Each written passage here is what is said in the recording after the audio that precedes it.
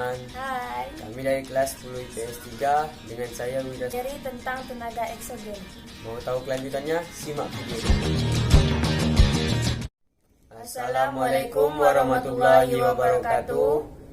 Hai teman-teman. Hai, Kami dari kelas 10 IPS 3 dengan saya Wira Septiansa. dan saya Norma Yunita. Di video kali ini kami ingin menjelaskan materi tentang tenaga eksogen.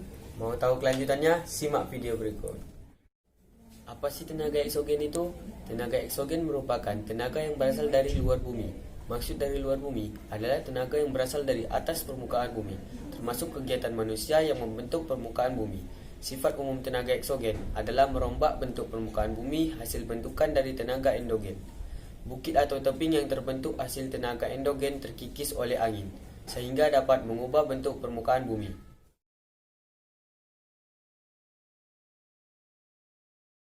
Pelapukan. Pelapukan adalah proses penghancuran massa batuan menjadi massa tanah. Pada umumnya, proses pelapukan berlangsung dalam jangka waktu yang lama.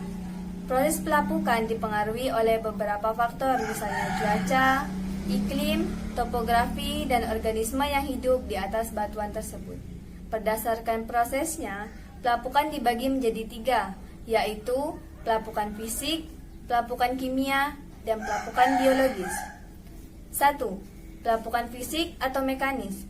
Pada pelapukan fisik, proses penghancuran batuan menjadi pecahan yang lebih kecil terjadi tanpa mengalami perubahan susunan kimia. Biasanya pelapukan ini terjadi karena perubahan musim, menyusutnya es di celah batuan, atau perubahan suhu siang dan malam yang ekstrim. 2. Pelapukan kimia adalah jenis pelapukan yang terjadi karena faktor kimia. Salah satu faktor penting dalam pelapukan ini adalah air. Yang ketiga, pelapukan biologis adalah pelapukan yang disebabkan oleh organisme melalui aktivitasnya. Erosi. Pasti kalian pernah dengar dong kata erosi. Erosi merupakan pengikisan permukaan bumi oleh media yang melibatkan pengangkatan partikel batuan. Berdasarkan penyebabnya, erosi dibagi menjadi 4 kelompok. Yang pertama, ablasi merupakan erosi yang disebabkan oleh air sungai atau hujan. Yang kedua, korasi atau deflasi merupakan erosi yang disebabkan oleh angin. Yang ketiga, abrasi merupakan proses pengikisan pantai yang disebabkan oleh gelombang laut. Yang keempat, eksarasi merupakan pengikisan yang disebabkan oleh es yang mencair. Sedimentasi adalah peristiwa mengendapnya material batuan yang dibawa oleh angin atau air. Kalau pada erosi dan pelapukan terkesan merusak, sedimentasi justru menambah material baru.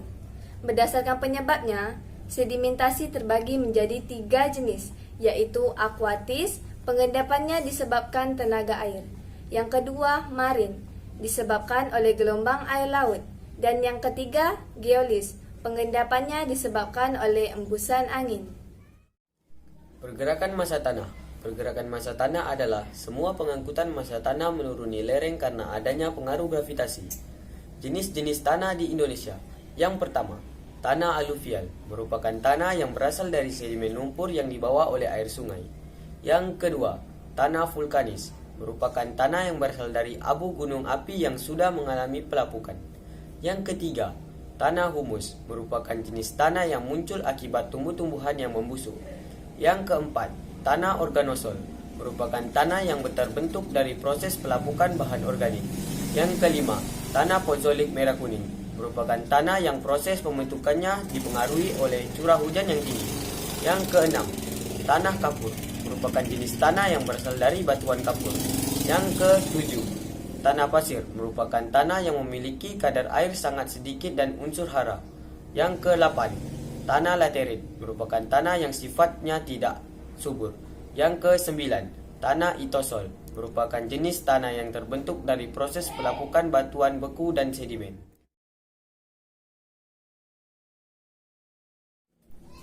Lembaga Pengelola Data Geologi di Indonesia.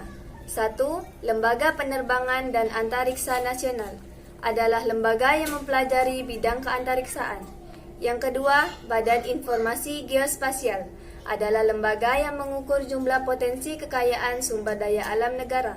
Yang ketiga, Badan Perencanaan Pembangunan Nasional adalah lembaga yang mengatur pembangunan nasional berdasarkan potensi sumber daya alam negara. Yang keempat, Badan Geologi adalah lembaga yang mempelajari berbagai aspek geologi yang ada di Indonesia dan mencoba memanfaatkan materi geologi atau penelitian tersebut untuk kemajuan negara. Dan yang terakhir, Badan Meteorologi, Klimatologi, dan Geofisika adalah lembaga yang mempelajari tentang perubahan atmosfer seperti cuaca, gempa bumi, atau potensi tsunami. Sekian yang dapat kami sampaikan, terlebih dan kurang kami mohon maaf. Terima kasih untuk kalian yang telah menonton video kami. Semoga video kami bermanfaat untuk kalian semua. Jangan lupa like, Komen. and share ke teman-teman kalian. Dadah. Dadah.